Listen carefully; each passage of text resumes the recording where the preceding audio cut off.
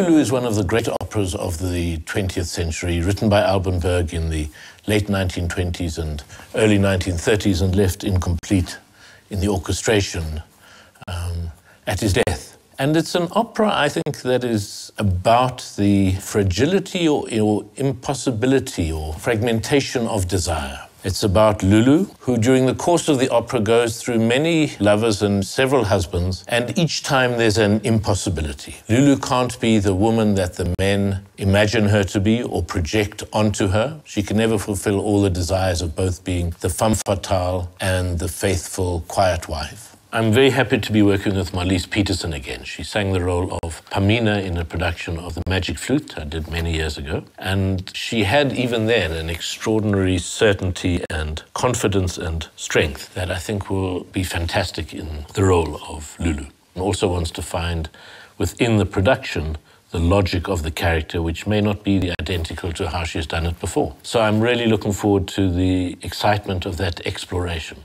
The question is, how does one put this onto stage?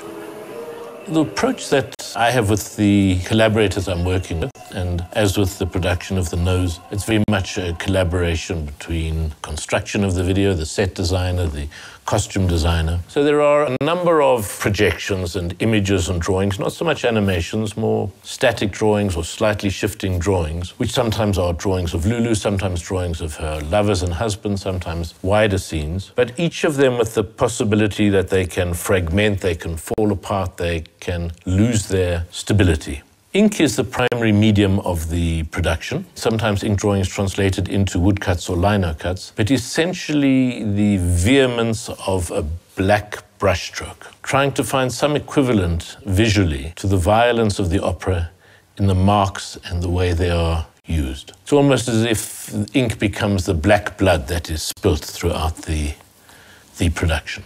The set has to work in two ways. It has to work as the receiver of the projection, so it has to be surfaces on which we can see the projections, not necessarily flat, but it also has to work as a theatrical space of the different rooms, the artist's studio, the garret in London, the gaming room in Paris, Dr. Schoen's house. And so the furniture and the flats and the walls have to both have an Art Deco attention to detail and finish and material, and also work in a way that they can reflect the projected images.